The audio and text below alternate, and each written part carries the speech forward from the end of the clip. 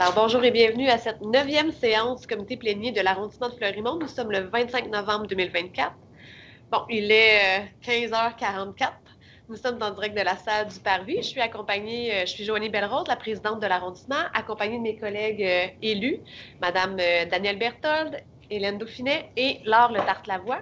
Je suis également accompagnée aujourd'hui du directeur de l'arrondissement, Monsieur André Blais, du coordonnateur de l'arrondissement aussi, M. Gino Rouleau. Et nous avons deux invités du service des sports, de la culture et de la vie communautaire, Mme Caroline Proux et M. Jean-Yves Larougerie. Bonjour et bienvenue parmi nous. La séance est ouverte. Alors, aujourd'hui, nous avons 4 dossiers à l'étude, soit des contrats de performance du service des sports, de la culture et de la vie communautaire, le bilan 2024, les priorités pour 2025.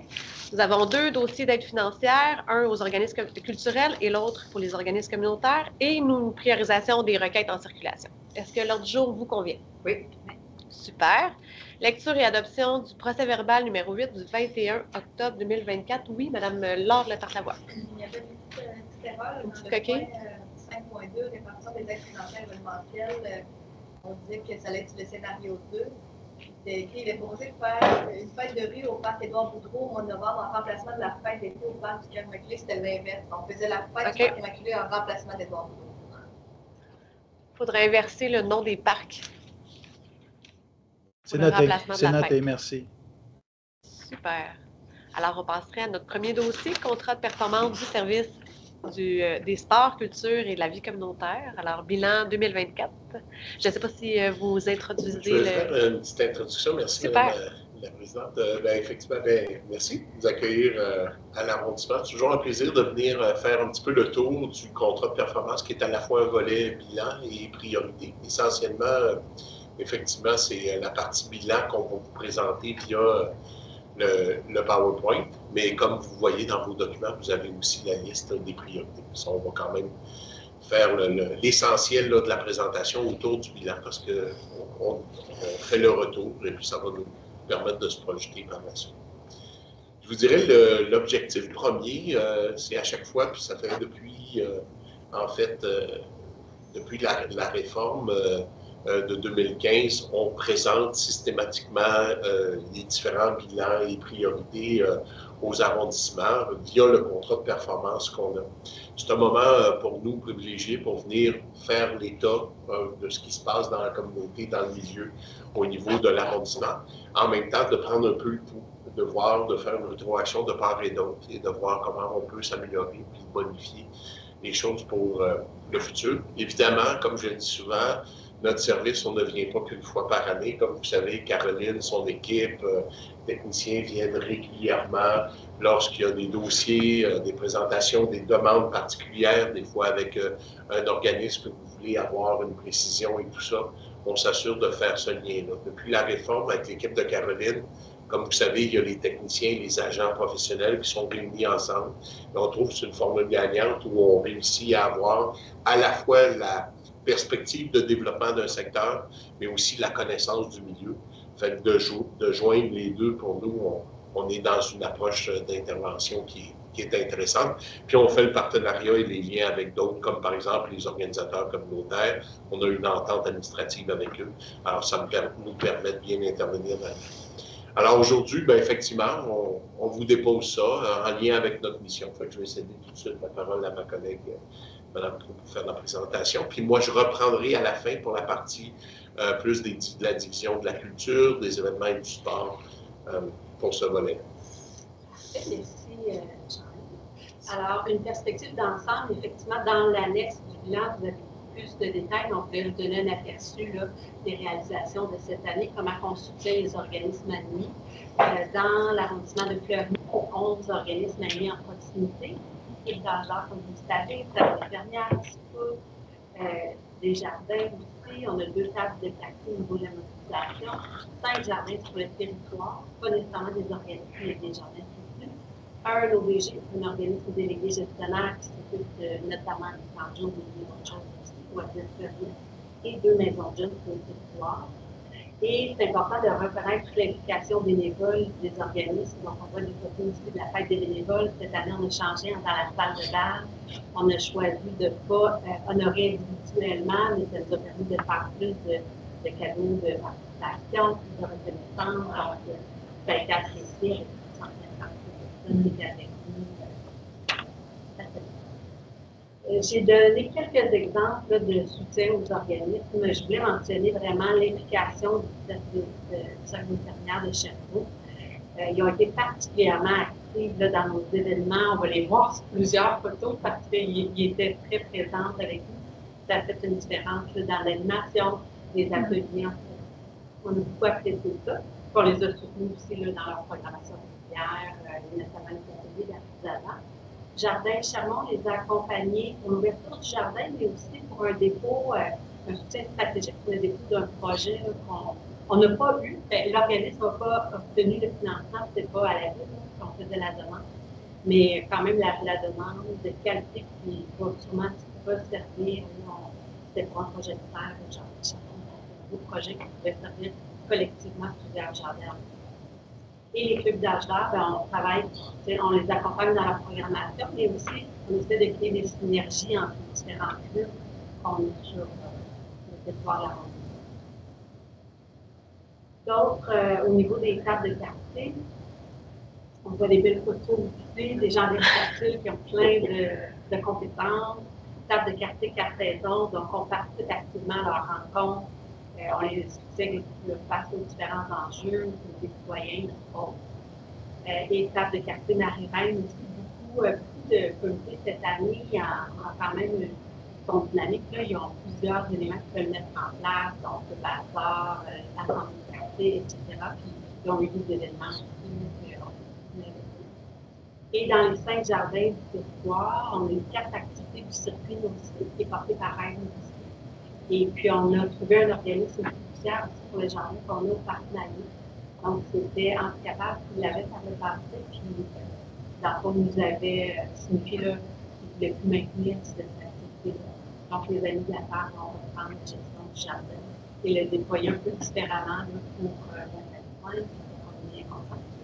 Et puis, on a cette année aussi pu agrandir la superficie du jardin Le Tireur au parc Saint-François. Donc, avec un volet de plantation d'arbres fruitiers. Donc, aussi, apprécié par le Au niveau de la dynamisation du milieu, on a eu 11 fêtes de voisinage. En fait, on en a eu 11 demandes, 10 qui se sont faites sur le territoire.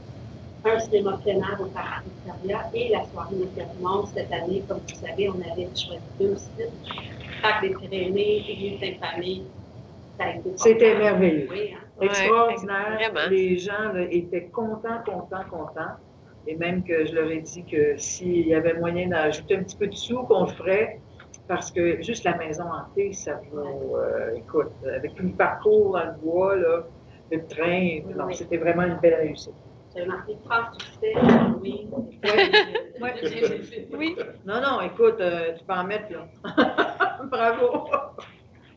Dans les événements de proximité, la majorité sont faits en régie. Mais vraiment, cette année, un dynamisme au niveau des partenariats, des nouveaux partenaires qui ont joint dans nos comités d'organisation.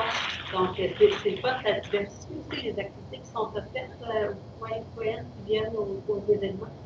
Puis, les événements de voisinage de petite ampleur, mais même avec des fois jusqu'à 200 personnes, qu'on voit là, l'achalandage, événements de quartier, 400, ça, c'est quand même significatif comme présence, donc on est très satisfait de ça. Il y a juste un événement qui a été annulé, mais dans le fond, on l'a reporté effectivement dans un autre événement de voisinage. C'est la suite des événements. Là, on en a plusieurs, c'est très dynamique. On peut encore nos fermières qui sont là avec l'activité des roches. Donc, puis pour chaque activité, vous voyez la participation. On était aussi contents de la première édition de la fête des aînés par Victoria, donc 500 personnes qui a tout ça, ça va être apprécié. Le camp de jour 2024 avec Loisirs Fleuriette, donc ils ont atteint 87% de leur cible. C'est quand même plus de 1000 enfants différents pendant l'été qui fréquentent le camp de jour Fleuriette. Ils ont embauché pour ça 151 ressources, donc 108 animateurs. Ils ont intégré 28 enfants en situation de handicap dans 30 jours, puis embauché 21 accompagnateurs pour le programme accompagnement aussi en hausse dans tous les secteurs. Donc, la Maison des jeunes.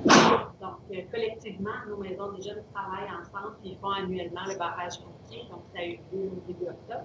Ils ont récolté 55 000 pour les bénéfices des 8 maisons de jeunes. Donc, c'est une belle activité de réuniforme annuellement.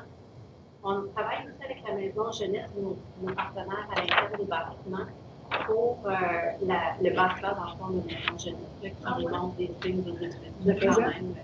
Oui. C'est rien à court terme, mais on veut prévoir le coup et regarder quand même des alternatives de productivité à moyen terme. Oui.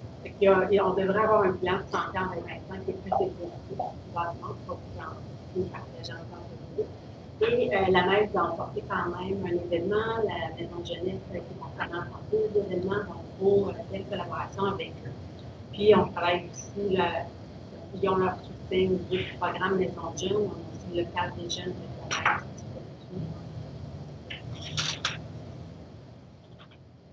Et je passerai pour la vision de la culture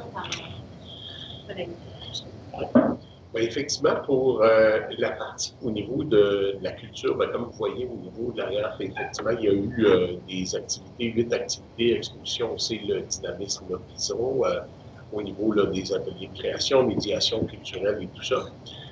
Il y a eu 15 spectacles en art de la scène qui a été lié à un mandat de l'organisme qui sont ajoutés à cette programmation-là. Au niveau de la brise culturelle, ce que je dois vous dire, c'est là, on a intégré ça à même le contrat de performance.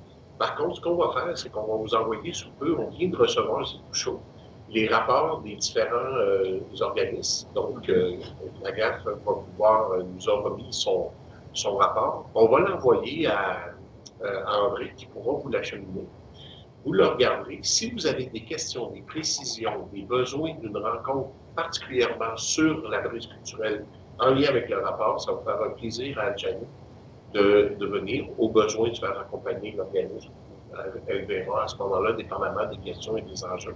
Fait que moi, ce que je voulais vous inviter à faire, c'est vraiment de prendre connaissance dans un premier temps du rapport, de le regarder. Puis si vous avez des éléments de précision, puis on va offrir ça à tous les arrondissements. Parce que ce qu'on s'est dit, c'est si j'amenais le rapport ici, avec ben là, on aurait monopolisé là, un grand temps. Puis peut-être que vous voulez aller de façon plus précise dans le rapport sur des éléments, parce que ça va vraiment donner état, mais on a déjà une perspective, là, on voit déjà la participation, puis en passant, bon, on écrit 40, sauf que moi, j'ai vu là, dans le rapport, on parlait même d'une moyenne de 50, parce que de mémoire, il me semble que c'était 600, j'ai vu 768 participants. Alors, sur une quinzaine, on est même plus de 40. On est en moyenne de même dans une cinquantaine. Fait que ça a été une très belle participation au niveau des activités là, de la brise culturelle. Puis ce qui est intéressant aussi, on va se dire, c'est parmi 8 parcs de l'arrondissement. Ouais. Alors, la diversité dans différents parcs comme ça, de vraiment avoir pris, là, envahir la culture dans les parcs, de 8 parcs différents, c'est très intéressant. Les artistes du Parvis, effectivement, comme organisme en résidence, ben, l'exposition annuelle de 17 membres au Parvis, 50 personnes ont assisté au vernissage, puis 4 spectacles, autant d'activités en médiation culturelle aussi ont été présentés dans le parc Alfred Devers. C'est ça, la médiation culturelle. La médiation culturelle, l'objectif de la médiation culturelle, très souvent, c'est un arrivage entre un organisme culturel, entre par exemple, dans ce cas-là, au niveau là, de la GAF et un organisme communautaire. Mais l'objectif, c'est de faciliter l'accès à la culture par un biais au niveau d'une approche très communautaire, très sociale et tout ça. Ouais. Je vais te donner un exemple. Moi, j'ai été médiateur culturel pendant plusieurs années. Là. Okay. Puis, dans le fond, c'est vraiment intéressant parce que l'idée, c'est de donner accès, mais aussi par l'éducation. Parce que, tu sais, il y a des gens là, à Sherbrooke, par exemple, dans l'Est, ils vont pas au centre-ville, ils sont jamais rentrés au Théâtre Granada, par exemple. Fait que là, de dire, ben, on leur offre, puis c'est des choses qui sont pas accessibles à tous, là, de dire, aller voir un concert au centre-ville le vendredi soir. Donc, là, c'est les organismes culturels, puis les organismes communautaires, il y a comme un partenariat, ils mettent des billets pour les groupes. Puis là, ben, dans le culturelle, c'est que tu fais vraiment l'accompagnement. Tu amènes une ou deux personnes, puis là, ben, après ça, tu expliques. Tu sais, moi, je faisais un peu l'explication de comment on s'habille, comment on se comporte en groupe dans une salle comme ça. Puis après ça, ben, tout faire vivre l'expérience, puis de voir les résultats et impact pour les personnes qui... c'est beaucoup pour briser l'isolement, finalement, puis de faire vivre la culture à des gens qui n'en ont pas l'opportunité. Puis très souvent, ce qu'on voit souvent comme exemple, ce sont des jeunes souvent qui s'associent avec un artiste professionnel, mais qui leur montre comment faire une œuvre, comment créer un texte, un livre. On a déjà eu un livre là, qui a été produit dans Mont-Bellevue ici. Il y a eu un projet de médiation culturelle qui s'est fait avec un mariage. Je me souviens plus que ça date de quelques années, mais très souvent, on invite des artistes qui réunissent des jeunes, leur montrent comment et ça fait des beaux projets. Oui, c'est ça. Et donc, ça se fait haut parler parce que ça disait au parc de Metz, 4 spectacles et autant d'activités en médiation culturelle ont été présentés dans le parc Alfred de Metz. Là, ça ressemblerait plus à ce que Joanie dit. On invite les gens. Dans ce cas-là, oui. D'un organisme X, on dit qu'il va y avoir un concert, un spectacle. Puis on facilite la. Puis très souvent, il y a soit d'informations un peu plus précises, il y a des décisions, comment ça se fait, etc. Il y a beaucoup d'éducation populaire aussi qui se fait pour... Tu fais ça à Sherbrooke pour l'opéra, un cours en deux soirs, comment apprécier un opéra. Et moi, je me demandais, on se fait demander par un citoyen chaque année le bilan de la brise culturelle. Est-ce qu'il est publié quelque part et accessible à la population? Bien, avant, ce qu'on avait fait, on vous l'avait... c'est-à-dire le bilan, c'est un rapport. C'est un rapport qui est par organisme, étant donné que le mandat est confié à chacun. Est-ce que vous voulez le rendre public et tout ça? On pourrait le voir. Moi, ce que je vous invite à faire, prenez acte de ça. Puis par la suite, peut-être via André, envoyez-moi vos commentaires, vos suggestions telles que celle-ci. Puis on pourra regarder à vous proposer quelque chose pour rendre accessible. OK. Tout à fait. Est-ce que ce sera le rapport complet ou ça va être une synthèse ou une façon de rendre ça